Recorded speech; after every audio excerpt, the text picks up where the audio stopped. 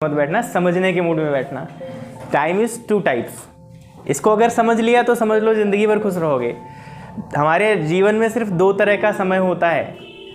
एक समय जो हम उसको यूज़ कर रहे हैं, जो हम उसके साथ कर रहे हैं, ठीक है। एक समय ये हो गया जो हम समय को जिस तरीके से यूज़ कर रहे हैं, जो हम इसके साथ में कर पा रहे हैं कर लें। दूसरा समय आएगा जब समय हमारे साथ करेगा। ज़िंदगी में 2 तरह का समय होता है सिर्फ। अभी जो हम समय के साथ कर रहे हैं कर लें, फिर होगा रिफ्लेक्शन ऑफ टाइम।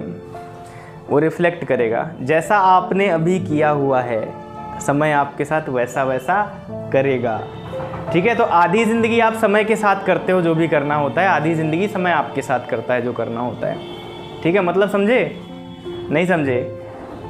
आप समय को यूटिलाइज़ करोगे, समय आपको यूज़फुल बना देगा। आप आज समय को बर्बाद करोगे, समय कल आपको बर्बाद कर देगा। समय को समझिए, रिफ्लेक्शन होता है। सिर्फ 2 तरह का समय होता है। अगर समय को आज उपयोग करोगे, समय आपको उपयोगी बना देगा। आज बर्बाद करोगे, समय आपको कल बर्बाद कर देगा। आप कोई भी चीज़ आज समय पर नहीं करोगे, ज़िंदगी में कोई भी चीज़ आपको समय पर नहीं मिलेगी। That's my guarantee. आप कहोगे समय पे एक घर बना लूँ, नहीं बना पाओगे, क्योंकि आपने ज़िंदगी में समय पे कुछ नहीं किया। अब तो समय का टाइम है ना, वो करेगा जो करना है। तो समझ लीजिए ज़िंदगी में 2 तरह का टाइम होता है। एक जो हम जिस तरीके से अपने आप को समय के लिए यूज़ करते हैं, दूसरा फिर समय हमको यूज़ करेगा। जैसे नॉर्मली आपने 35 की एज तक मान लिया आपने बहुत इन्जॉय किया, समय का कोई उपयोग नहीं किया, सिर्फ मस्ती, दोस्तों के साथ घूमना, ये वो। 35 साल तक शादी हो गई, 2 बच्चे भी हैं घर पे। अब समय का समय आया अब वो रिफ्लेक्शन ऑफ टाइम होगा। अब क्या है, मजबूरी में आप कोई जॉब करेंगे क्योंकि घर का खर्चा चलाना है, मजबूरी। अब वो समय करवा रहा है आपसे। आप तो चाहते हो कि मुझे बहुत अच्छी जॉब मिले, लेकिन मजबूरी क्या है कि भैया खाना भी खिलाना है बच्चों को, पढ़ाई भी करवानी है, तो फिर कोई भी प्राइवेट जॉब आप कर लेते हैं ज्वाइन। सुबह से शाम तक करते रहते हैं, आपको और कुछ करने का समय ही नहीं मिलता। अब वो समय करवा रहा है आपसे, समझ रहे हो ना। या तो हम अपने आप को ढाल लें कि हम खुद करें, नहीं तो समय तो अपने हिसाब से करवा लेगा जो भी आपने समय के साथ किया होगा। ये देखो दुश्मन है कोई, हॉर्न बजा के निकल रहा है। तो लाइफ में समय 2 तरह का होता है। इट्स लाइक मिरर, शीशे की तरह है। आप शीशे में जब होते हो तो जो भी एक्शन करते हैं, तो सामने से आपका जो रिफ्लेक्शन होता है वो क्या करता है बताइए। आप जैसा करोगे ना, सामने से वैसे रिएक्शन मिलेगा। आप उसके थप्पड़ मार के देखो कभी, मुक्का मारोगे तो आपके मुक्के पे मुक्का मारेगा वो, है ना। ऐसा होता है ना, रिफ्लेक्शन में जो आप करोगे वो आपके साथ रिपीट होगा। सेम टाइम है रिफ्लेक्शन। इसीलिए मैं कह रहा था ना, time is just the reflection of your present activities. जो आप प्रेजेंट में कर रहे हो, टाइम उसका रिफ्लेक्शन करेगा। जो भी आप आज एक्ट कर रहे हो उसका रिफ्लेक्शन होगा और सेम टू सेम होगा। इस चीज़ को ध्यान से समझ लीजिए कि आज जो आप अच्छा करोगे, समय के साथ में यूटिलाइज करोगे चीज़ों को, समय पे काम करोगे, तो आपका काम समय पे होगा फ्यूचर में। आज अगर उसको बर्बाद करोगे तो समय आपको बर्बाद कर देगा, कहीं का नहीं छोड़ेगा। ये समझ लीजिए। बहुत लोगों को देखा होगा, बहुत शहंशाह की तरह जीते हैं, है ना। जब तक उनके माँ बाप रहे, पैसा रहा, बहुत शहंशाह की तरह जिए। जहाँ माँ बाप का दौर ख़त्म हुआ, भिखारी बन जाते हैं, क्योंकि उन्होंने फर्स्ट हाफ में कुछ किया ही नहीं, बस ऐश किया माँ बाप के पैसे पे। अब दूसरे हाफ में चालू हुआ रिफ्लेक्शन। समझ में आया ना, द रिफ्लेक्शन ऑफ टाइम, कि आपने क्या किया, बर्बाद किया था मुझे, अब मैं तुम्हें कर दूंगा। और बहुत से लोग हो जाते हैं, बहुत से ऐसे एग्जाम्पल्स हैं, आप आस पड़ोस में देख सकते हैं, होते हैं। तो ये बहुत ध्यान से समझ लीजिए। अब दूसरी चीज़ क्या है, हमारी लाइफ में हम 4 भागों में लाइफ को बांट देते हैं। आप लाइफ को, जो लोग समझते हैं ना कि मेरे पास बहुत टाइम है, मेरे पास तो अभी बहुत दिन पड़े हैं, सब कर लेंगे, ऐसा कुछ नहीं है। ज़िंदगी में सिर्फ 4 भाग होते हैं। और वो कौन से भाग हैं, देखिए। जो आपका फर्स्ट हाफ है, 4th में से फर्स्ट वाला जो आपका 5th क्लास से शुरू होता है, समझ लीजिए, और जब तक आप ग्रेजुएशन करते हैं तब तक आपके फर्स्ट हाफ चलता है। मतलब फर्स्ट हाफ ऑलमोस्ट लोगों का कंप्लीट हो चुका है। यहाँ पे नहीं होना है तो 2 साल में हो जाएगा, 3 साल में हो जाएगा। ऑलमोस्ट आप लोग first half complete, first half में आपने क्या किया बताओ? जिंदगी का 1/4 हिस्सा निकल गया, आप कहाँ पे हो, आपने क्या किया? दूसरा भी निकल जाएगा। क्या करना है, आप रियलाइज करिए कि आपकी ज़िंदगी का फर्स्ट हाफ निकल चुका है या निकलने वाला है, और अभी तक हमने क्या किया, आपने क्या किया, अभी पता नहीं है क्या किया है, क्या करना है। ठीक है, सेकेंड हाफ आपकी लाइफ का शुरू होगा। फिर ये कब तक चलेगा? आफ्टर ग्रेजुएशन शुरू होगा और ये 35 ईयर्स तक चलेगा आपका, मान लो। जब तक गवर्नमेंट जॉब की एज रहती है, मान लेते हैं, तब तक आपका ये सेकेंड हाफ चलेगा। The most important part of your life, second half जो होता है वो आपकी ज़िंदगी का सबसे इम्पॉर्टेंट पार्ट होता है, जो सबकी लाइफ का शुरू हो चुका है या शुरू होने वाला है। बस आज का सेशन करने का मेन पॉइंट यही था, the second half of your life. ये सेकेंड हाफ होता है। थर्ड हाफ कब होगा? अब यहां से समझ लो आपका समय खत्म, रिफ्लेक्शन। अब यहां से क्या शुरू होगा? अब तो 35 के बाद में जो समय करवाएगा वो करोगे। अब तो जो समय करवाएगा वो करोगे ना। 35 तक कुछ नहीं किया, फिर तो समय करवाएगा। अब तो रिफ्लेक्शन शुरू हुआ ना, आपने जो आज तक किया है उसका रिफ्लेक्शन होगा। आपने कुछ नहीं किया तो फिर कहीं ना कहीं मजबूरी में प्राइवेट जॉब करके अपना गुजारा करना पड़ेगा। फिर वो आप थोड़ी कर रहे हो, फिर तो वो समय करवा रहा है, मजबूरियां करवा रही हैं। अच्छा, इसके बाद में फोर्थ आता है, अगर बच गए तो 90 साल नहीं, रेस्ट मतलब जो भी आपका बचा हुआ, आगे का पता नहीं ना। 90 लिख दो यहाँ कोई ज़रूरी 90 तक जिएंगे। देखिए, पहला वाला निकल चुका है, सेकंड वाला शुरू हो चुका है, थर्ड वाले में आप कुछ कर नहीं सकते और चौथे वाले में लोग आपके साथ करेंगे। समझ लीजिए, मतलब आपके हाथ में बचा ही क्या है? सिर्फ एक सेकंड हाफ बचा है आपके हाथ में है अभी। आप ज़िंदगी पूरी देखिए 4 भागों में है। फर्स्ट हाफ निकल चुका है, सेकंड हाफ सिर्फ बचा हुआ है। थर्ड में रिफ्लेक्शन होगा, जो भी आप सेकंड में अब करोगे, और थर्ड मतलब फोर्थ जो है ना, उसमें तो फिर लोग करेंगे आपके साथ। आप कुछ करने के लायक नहीं है, जो भी आपने कर रखा है वही ताने मिलेंगे या फिर वही रिस्पेक्ट मिलेगी। मतलब आप बूढ़े हैं, आपके बहू बेटा हैं, आपने कुछ अच्छा किया है, नाम है, वो लोग भी रिस्पेक्ट देंगे। आपने कुछ नहीं किया, वो भी ताने मारेंगे, बुढ़ा पड़ा रहता है घर में दिन भर। समझ रहे हैं ना, ये रियलिटी है। तो फोर्थ हाफ जो है आपके हाथ में है ही नहीं, वो तो भूल जाओ। उसमें कुछ कर भी तो नहीं सकते ना, हाथ में भी क्या है? आप कांप रहे हो, काम भी तो नहीं कर सकते। हालांकि बहुत लोग करते हैं मजबूरी में, बट ये हाफ आपके हाथ में नहीं होता।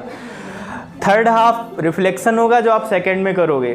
तो ध्यान रखिए आपके हाथ में क्या है, सेकंड हाफ। कि अगर आपने अब कुछ नहीं किया तो ज़िंदगी समझ लो बर्बाद है, कुछ नहीं कर पाओगे फिर।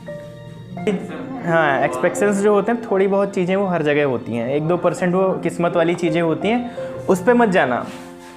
I am talking about majority, कि जो अक्सर होता है। ठीक है, तो 35 के बाद अक्सर नहीं होता फिर कुछ। अक्सर लोगों का देखा होगा 95% लोग कुछ नहीं होते फिर। तो सेकेंड हाफ बचा है आपके हाथ में, इसको बचा लो, इसको कर लो। ठीक है, अगर इसमें कुछ नहीं किया, द वैल्यू ऑफ टाइम, समय का उपयोग। समय का उपयोग मतलब अभी आप अच्छे से पढ़ाई करो, इसका मतलब फल मिलेगा। अभी घूमोगे, उसका फल मिलेगा। फिर समय घुमाएगा अपने हिसाब से। ठीक है, अभी आप समय के हिसाब से घुमा रहे हो। तो ज़िंदगी में याद रखिएगा, टाइम के साथ आप जो जो करोगे वो पक्का बदला लेगा, एक एक चीज़ का बदला लेगा। अगर आप मेहनत से अच्छे से करोगे, अच्छे रिस्पॉन्सेस आएंगे। अगर कुछ बुरा करोगे तो बुरे रिस्पॉन्सेस आएंगे। और समझ लीजिए कि give your best, give your best. क्या आज तक आपने जो भी किया है अपना 100% दे दिया उसमें? मतलब गिव योर बेस्ट का मतलब है कि आप अपना बेस्ट निकालो, अपना बेस्ट निकालो। बेस्ट का मतलब क्या है? बेस्ट का मतलब है जैसे बारिश आज होनी है, तो जितनी तेज बारिश हो सकती है आज उसने पूरी उतनी तेज बारिश हुई, जितनी तेज हो सकती थी। इससे तेज मतलब ऑप्शन ही नहीं बचा, इससे तेज अब क्या होगा? जितनी तेज बारिश होनी थी उतनी तेज हो गई। मतलब उसने अपना 100% दे दिया। क्या आपने लाइफ में अब तक अपना पूरा 100% दिया है? क्या आपके अंदर का पूरा निकला है अभी तक? हर एग्ज़ाम में यही कहते हैं मैं पढ़ नहीं पाया। मतलब क्या है कि हाँ, अगर मैं थोड़ा और टाइम देती तो और अच्छे नंबर आते। हर बार आपको डाउट करना है ना, बेस्ट करो। आपको पान का ठेला ही क्यों ना खोलना पड़े, पान का ठेला खोलो, लेकिन आपके शहर में बेस्ट पान का ठेला होना चाहिए। आपके आगे हो ना कोई, फिर मोची ही क्यों ना बना पड़े, मोची बनो, लेकिन लाइन लगनी चाहिए।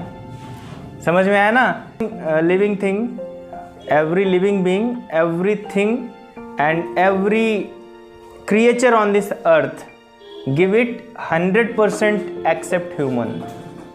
एक कहावत है। इंसान को छोड़कर जितनी भी चीज़ें हैं, जितनी भी जीव हैं, जितने भी सब कुछ धरती पर रहता है, वो अपना 100% ज़िंदगी में देता है इंसान को छोड़कर। अब समझ लीजिए कितनी बड़ी बात है ये। इंसान को छोड़कर हर एक चीज़ 100% देती है, अपना 100% निकाल के मरता है। इंसान ही एक ऐसा है ना जो काहली में पड़ा रहता है, अरे अभी तो 10 ही बजे 11 बजे उठेंगे। Get your best. एक चींटी होती है इतनी बड़ी, अपने से बड़ा बोझ लेके चली जाती है, 100% से भी ज़्यादा निकाल के रख देती है। एक चींटी से गए गुजरे थोड़ी ना हम लोग।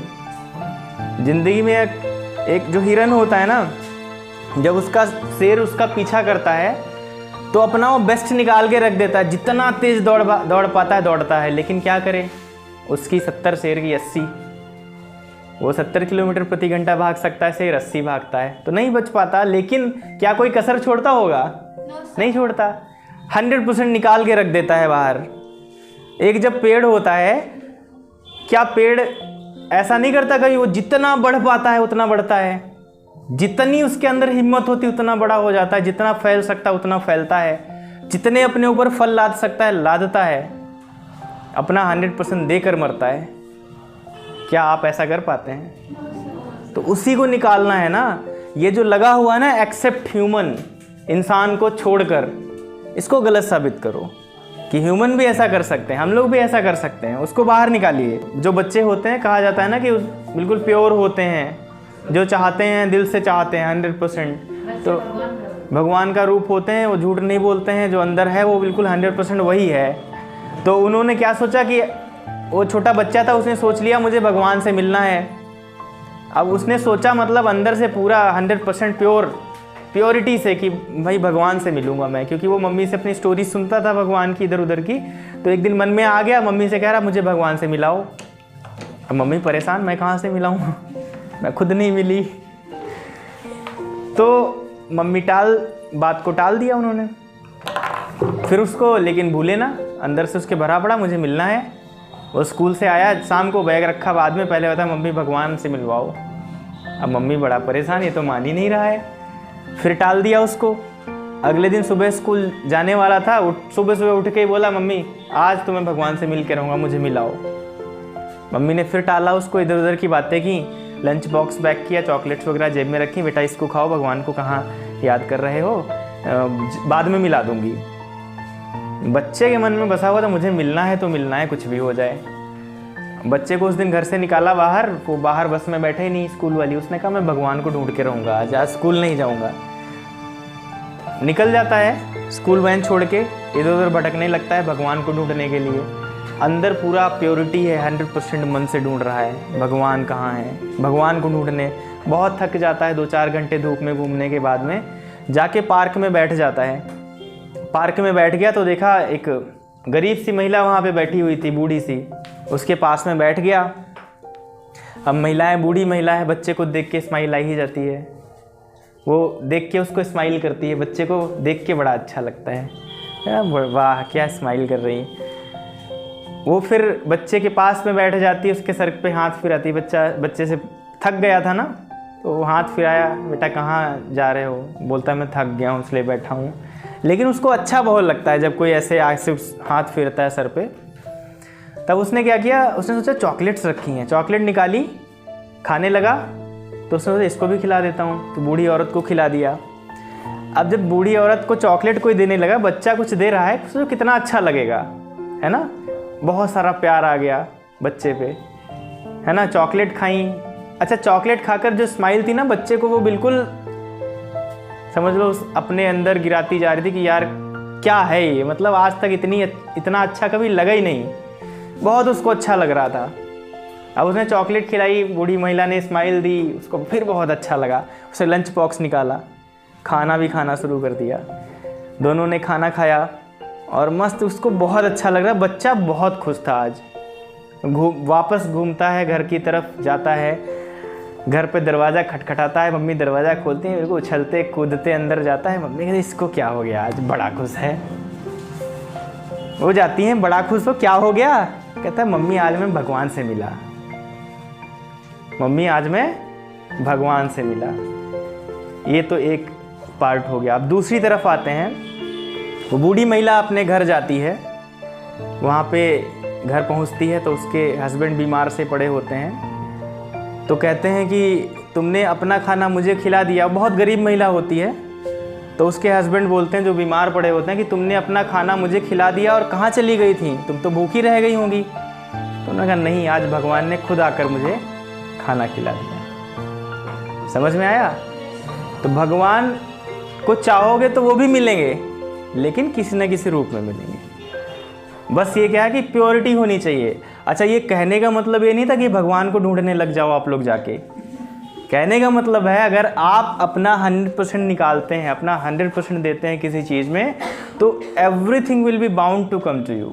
सब कुछ बाउंड हो जाएगा आपके पास आने के लिए। तो बी द पर्सनालिटी, लेकिन एक बार जरूर ये सोचना, क्या इतना ही कर सकते थे लाइफ में? कभी भी एक क्वेश्चन मार्क ना लगना चाहिए आपकी लाइफ में कि काश थोड़ी मेहनत और कर लेते, यहाँ पहुँच सकता था मैं। अगर ये क्वेश्चन मार्क आपकी लाइफ में रह गया तो समझ लो आपने अपना 100% नहीं निकाला। तो get your 100%, get your best. जहाँ पर आपको लगे ना कि इससे बेहतर अब मैं नहीं कर सकता था, बहुत मेहनत की है, बस अपना 100% निकाल लिया, इतना। लेकिन क्वेश्चन मार्क अक्सर लग जाता है, सबकी लाइफ में लग जाता है कि मैं कर सकता था, बस मन नहीं हुआ। मैं कर सकता था, सुबह उठ के पढ़ नहीं पाया। ये क्वेश्चन मार्क नहीं लगना चाहिए, क्योंकि सबकी कैपेसिटी अलग अलग है। तो सब अंबानी नहीं बन सकते, लेकिन जितना कर सकते हो ना उतना तो एटलीस्ट करो। समय बचा हुआ है, यही समय है और सही समय है, यही समय है और बिल्कुल सही समय है आपको अपना 100% निकालने के लिए। क्योंकि यहाँ पे अगर अपना 100% लगा दिया तो फिर ज़िंदगी आपकी रिफ्लेक्शन में बहुत शानदार होगी, बहुत मज़ेदार होगी, बेस्ट निकलेगा। तो पर्सनालिटी ऐसे ही बनाओ ना कि बड़े बड़े लोग, बड़ी बड़ी शक्तियाँ आपके पीछे कमज़ोर पड़ जाएं। जब रावण को मारा गया, रावण नीचे पड़ा हुआ है, आखिरी सांसें गिन रहा है, तो राम जी कहते हैं लक्ष्मण से कि जाओ कुछ ज्ञान ले लो, बहुत बड़ा ज्ञानी है रावण। तो रावण के पास उनको भेजते हैं लक्ष्मण को, कहते हैं बहुत बड़े ज्ञानी हैं आप, जाओ कुछ तो बताएंगे, आखिरी अगर क्षण गिन रहे हैं तो कुछ तो आपको बताएंगे। तो उन्होंने कहा ठीक है, पहुंच गए वहाँ पे। लेकिन रावण ने उस समय कुछ बताया नहीं, बस कहा कि मुझे खुद एक सवाल पूछना है, उसका उत्तर दे दो। तो राम जी भी वहाँ पहुँच गए, बताइए भाई कौन सा सवाल पूछना है। तो रावण ने कहा कि कुल में मैं आपसे बड़ा हूँ, कुल में मतलब मैं ब्राह्मण हूँ, आप क्षत्रिय हैं, मैं कुल में आपसे बड़ा, मैं शक्ति में भी आपसे बड़ा, हिमालय पर्वत उठा लिया था जिस पे शंकर जी खुद विराजमान होते हैं, तो मैं शक्ति में आपसे बड़ा, मेरी सेना आपसे बड़ी, इतनी खूंखार सेना, आपके वो बंदर भालू आए है ना, उनसे तो खूंखार सेना जिससे पूरी दुनिया डरती है, इतनी बड़ी सेना मेरी। उसके बाद आप मेरी ही धरती पे आए हुए हो, आप मेरी धरती पे आए हैं, मतलब आप किसी धरती पे जाके युद्ध जीतना बड़ा कठिन होता है ना, तो मेरी जगह पे आए हुए हैं और मुझसे ज़्यादा ज्ञान नहीं है आपको, मतलब मैंने सारे ज्ञान हासिल कर रखे हैं, दुनिया के सारे वेद पढ़ रखे हैं, सब कुछ इतना ज्ञान है, तो फिर मैं हारा कैसे, मैं हारा क्यों? क्वेश्चन था ना, इतना सब कुछ होते हुए भी मैं हारा क्यों? तो लक्ष्मण जी सिर्फ एक जवाब देते हैं, चरित्र, पर्सनालिटी। समझ आया? You have the negative personality. You have negative personality and Lord Rama has the positive personality. आ जाइए. So that was the difference.